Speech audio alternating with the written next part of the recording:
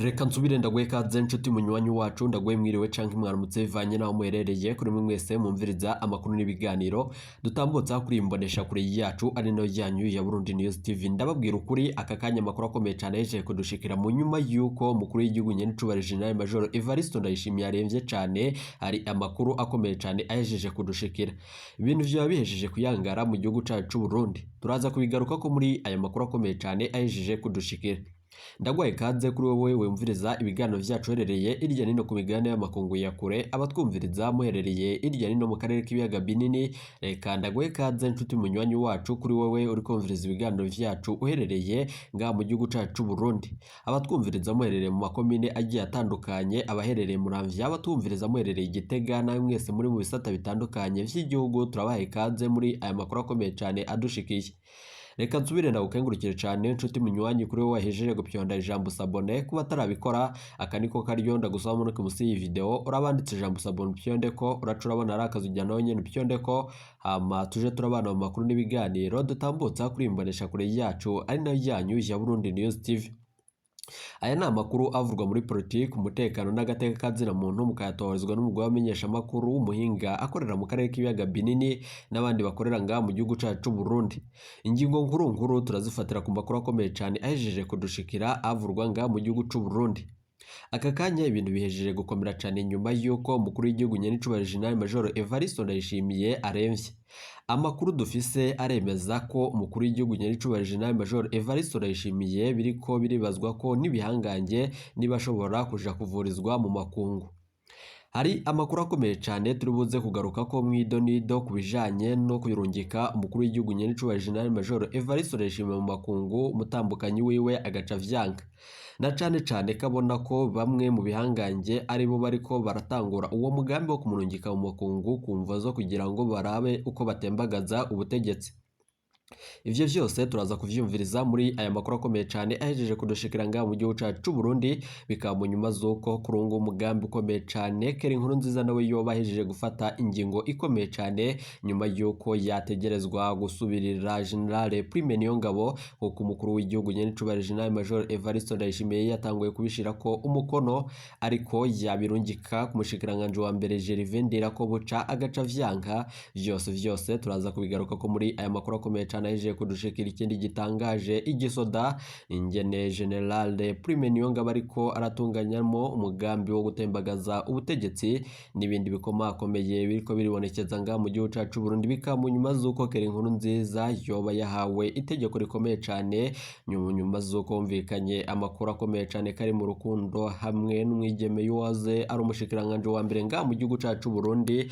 Bikaba bivurwa yuko mutambukanyi wahoze ari umushikiranganje wa mbere nga mu gihugu cacu Burundi yaciye afata ingingo ikomeye cyane asaba ko Nkurunziza yorungika abacungera umutekano w'umuryango wa General Arengiyome Bunyoni kubw'amasoko yacu nyene yegereye iyo dosiye. Bikaba bivurwa yuko Nkurunziza iyo ngingo yaciye afata yo kurungika abasirikare kwa General Arengiyome Bunyoni itariko iravugwa ko rumwe na bimwe mu bihangange bikomakomeye mu gisoda c'u Burundi na cane ibishigikiye umukuru w'igihugu nyene cubari General Major Evariste Ndayishimiye.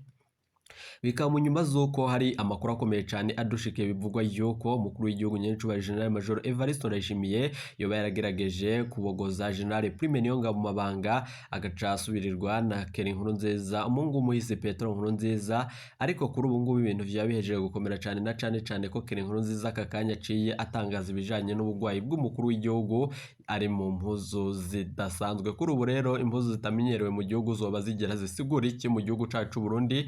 Bikaba mu nyuma zuko Nkurunziza atangaje ko umukuru w'igihugu nyene cubari General Major Evariste Ndayishimiye aremvye. Iyo ni ingingo itavuzwe ko rumwe n'umutambukanyi w'umukuru w'igihugu Angeline Ndayishimiye ndayubaha nyuma yuko yari yatanze itegeko yuko ata muntu n'umwe arekuriwe kuvuga ibijanye n'ubugwayi bw'umukuru w'igihugu, na cane ko ibihangange vyoca bironga ingufu zo gutembagaza ubutegetsi. Hari amakuru turibuze kubashitsa ko mwidonido ry'aya makuru tubandanya tubashitsa ko kuri imbonesha kuri yanyu ari nayo yacu ya Burundi News TV, tukayatambutsa ko mu biganiro vya misi yose idonido. hari amajwi y'ibanga yafashwe na bamwe mu bajenerali bakomakomeye bahora bagendanira umukuru w'igihugu, ariko kuva ku igenekerezo rya 20 umukuru w'igihugu aremvye abo bajenerali bashika 3 baciwe birukanwa barahagarikwa. Hari amakuru dufise kuwoba yarahaye ishano umukuru w'igihugu turi buze kubigaruka ko muri aya makuru akomeye cyane yeje kudushikira. Bikaba mu nyuma z'uko umukuru w'igihugu nyenicubahiro General Major Evariste Ndayishimiye ahejeje iminsi ishika 3 ataribonekeza mu burongozi bw'igihugu c'u Burundi. Kuri ubu igihugu c'u Burundi kiratwawe n'ibihangange bikomakomeye harimo General Prime Niyongabo n'umushikiranganje wa mbere Gervais Ndirakobuca, na cane ko ibintu vyo bihejeje gukomera cane mu njyane ziriko zirakwiragizwa kandi ziriko zirumvikana yuko Gervais Ndirakobuca n'umukuru w'umugambwe uri ku butegetsi wa CNDD-FDD Reveriyano Ndikuriyo boba bafise injyane hagati yabo. Ivyo bihangange vyompi bivuga yuko kuri ubu ngubu haba harabuze uwafatirwa ingingo ruhasha yo kuba ari wazosubirira umukuru w'igihugu vy'imfata kibanza. Bikaba mu nyuma z'uko Gervais Ndirakobuca adashigikiye itembagazo ry'ubutegetsi, ariko nanone akibonekeza mu mugambi wo gushigikira General Prime Niyongabo no kwanka gushira umukono ku idokere yari yahawe n'umukuru w'igihugu nyenicubahiro General Major Evariste Ndayishimiye. Ibi nta nivyo biriko birakurura injyane mu gihugu cacu Burundi. Hari amakuru dufise tugera ngo tuze kugaruka ko mwido nido ry'amakuru tuba twabateguriye kuri imbonesha kuri yacu ari nayo yanyu ya Burundi News TV.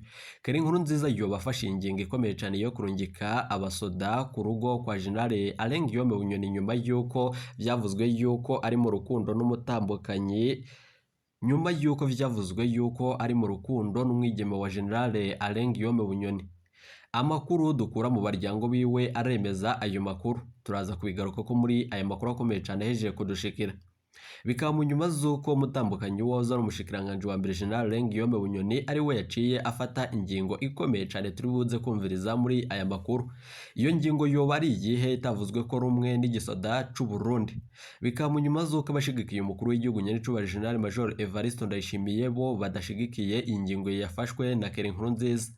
Biravugwa yuko Keri Nkurunziza nyuma yuko atangaje ibijanye n'ubugwayi bw'umukuru w'igihugu akanatangaza yuko kuri ubu ngubu ibihugu vy'amakungu vyahora bitererera Uburundi navyo vyatangaje kandi bigashira itegeko yuko umukuru w'igihugu agomba gukurikiranirwa mu makungu amagara yiwe mu gihe biriko birumvikana ko mu gihugu c'u Burundi harimwo abazi. Ibi vyose rero turaza kuvyumviriza muri aya makuru akomeye cyane yahejeje kudushikira nga mu gihugu cacu Burundi. Turaza kumviriza amakuru avurwa ku muhisi Petero Nkurunziza kubijanye n'iyi dokere yari yarungikiye umukuru w'igihugu. Ariko haribazwa yuko umukuru w'igihugu nyenicubahiro General Major Evariste Ndayishimiye arashobora guhagarika umutima na cane nk'uko vyibonekeje ku muhisi Petero Nkurunziza.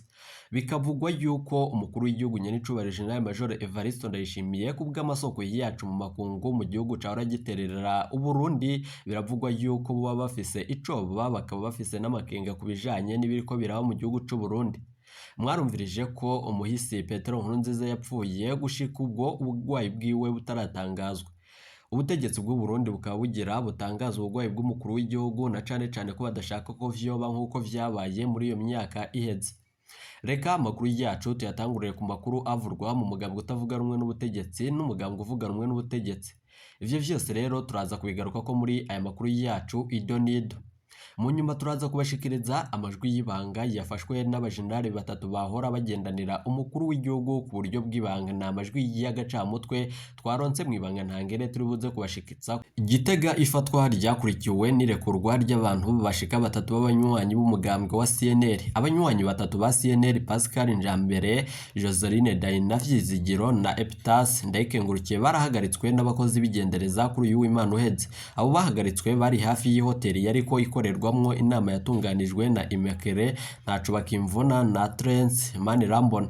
2 muri 10 bageze komite nkuru y'umugambwe utavuga rumwe n'ubutegetsi mu Burundi. Baheruka gutangaza ko bakuye agatorwa so ku burongozi bwa CNL. Imekere ntaco bakimvuna yatangajwe n'uwo murwi ko ari we arongoye uwo mugambwe haheze amezi menshi ariko uriko uraca mu ngorane zitandukanye. Inkuru ya Burundi News TV inyuma y'ihagarikwa ryabo baciye bacanwa mu gashoka komisariya y'igipolisi c'intara ya Gitega, umugwa mukuru wa politike nga mu gihugu cacu Burundi, aho bamaze indwi imbere yuko barekurwa kuri uyu w'Imana uheze. abo bahagaritswe babajijwe ku caha bagirizwa co kugerageza guhungabanya inama ku bw'amasoko yo mu gipolisi. Indongozi y'umugambwe CNL mu ntara wegamiye Rwaso Agato kuri ubu ngubu rero irababazwa n'ico yitwa kudafata rumwe kandi ukudafata neza abantu.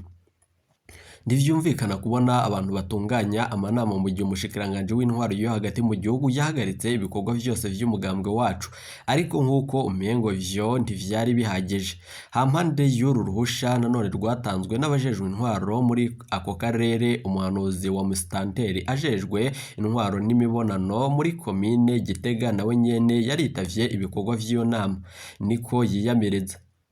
Abona ko urubuga rwa politiki rucugaye kandi ku migambwe itavuga rumwe n'ubutegetsi kuri ubu ngubu mu gihe himirije amatora yo muri 2015.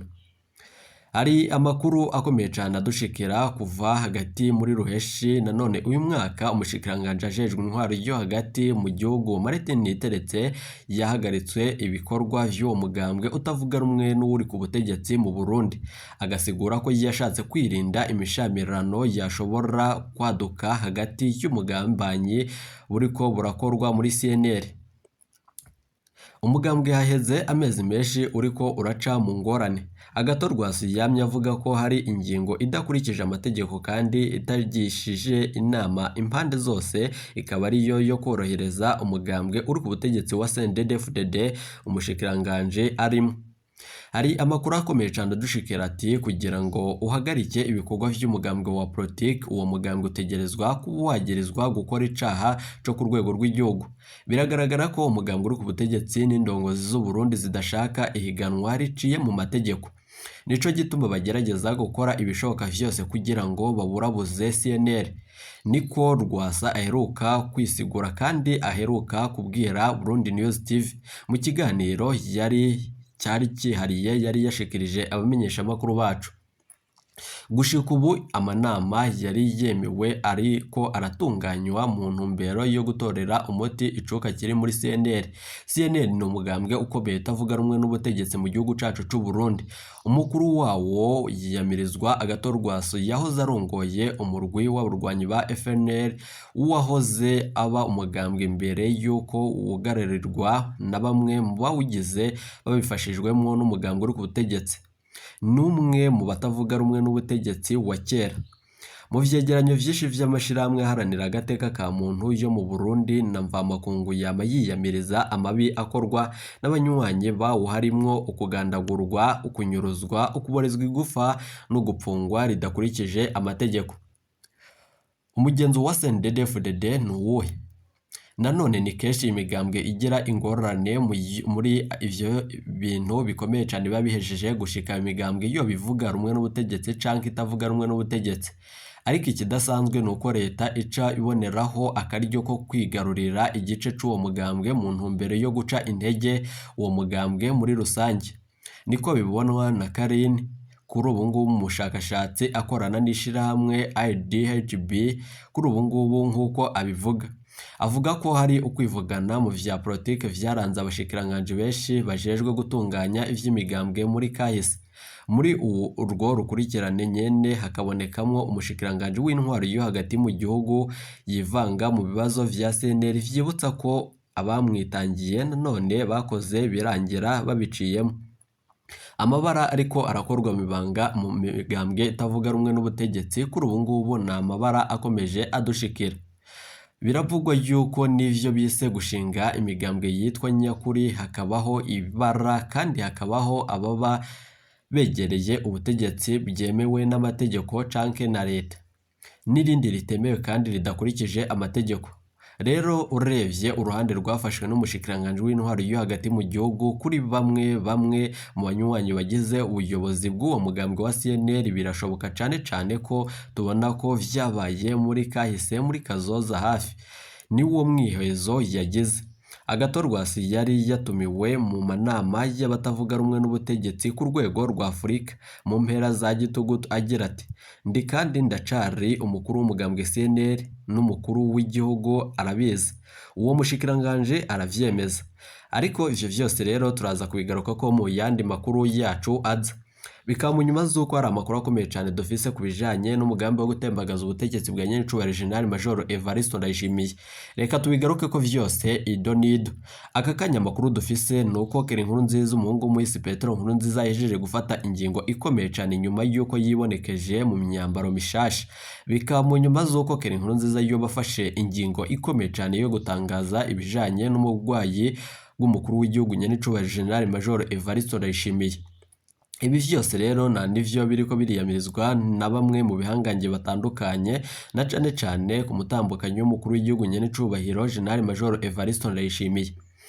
Mu nyuma z'uko mutambukanyi w'umukuru w'igihugu Angeline Ndayishimiye abonye ko umukuru w'igihugu aremvye, yaciye afata ingingo ikomeye cyane yo kubuza ibihangange kuba vyotangaza ibijanye n'ubugwayi bw'umukuru w'igihugu. Kumva z'uko hari ibihangange vyariko biraca bitanguza umugambi wo gutembagaza ubutegetsi. Amakungu yahora atererera igihugu c'u Burundi yoba yatangaje ikintu gikomeye cyane. Ni nyuma yuko yavuze yuko ku igenekerezo ryaheze mwarumvirije yuko umuhisi Petero Nkurunziza yagwaye agaca ahagarika umutima nyuma yuko hataratangaza ibijanye n'ubugwayi bwiwe. Bikaba biriko ari vyo vyoba bigiye kuboneka nga mu gihugu cacu c'u Burundi na cane cane ko ibihangange bitarashira ahagaragara ibijanye n'ubugwayi bw'umukuru w'igihugu. Biravugwa yuko umukuru w'igihugu yoba yarahawe ishano kubw'amasoko yacu mu begereye iyo dosiye. Hari amakuru dufise ku bijanye n'uko umukuru w'igihugu nyenicubahiro General Major Evariste Ndayishimiye ashobora kurungikwa mu makungu kujana kuvuzwayo na cane cane kuri ubu ngubu yuko amagara yiwe amerewe nabi. Nkurunziza nawe yatanze itegeko rikomeye cyane ku basirikare bashika 4 bajanywe mu rugo kwa General Guillaume Bunyoni waza ari umushikiranganje wa mbere nga mu gihugu cacu Burundi.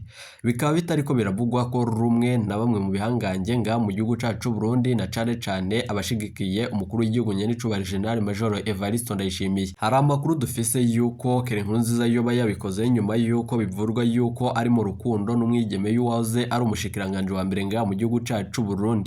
Ivyo vyose turaza kubigaruka ko mu makuru akomeye cyane yejeje kudushikira nga mu gihugu cacu Burundi. Umukuru w'igihugu nyenicubahiro General Major Evariste Ndayishimiye abasenga musenga kuko ibintu vyaba bihejeje gukomera cyane. Bikaba mu nyuma z'uko kuri ubu ngubu umukuru w'igihugu nyenicubahiro General Major Evariste Ndayishimiye atariko aragira ico atangaza. Kuri ubu amakungu yahora atererera igihugu c'u Burundi yasavye yuko itangazo riva mu biro vy'umukuru w'igihugu ritangaza yuko amagara y'umukuru w'igihugu nyenicubahiro General Major Evariste Ndayishimiye amerewe. Bikavurwa yuko nibidakorwa uko biraboneka nk'uko vyagenze mu kahise. Hari amakuru akomeye cyane turi buze kubashitsa ko ku majwi y'abajenerali bashika 3 bafashwe kuri ubu ngubu bahora bagendanira umukuru w'igihugu nyenicubahiro General Major Evariste Ndayishimiye. Biravugwa yuko bahejeje gutahurwa abo barahaye ishano umukuru w'igihugu. Turubuze kubigaruka ko muri aya makuru akomeye cyane, ntimuje kure. Iyi ni Burundi News TV.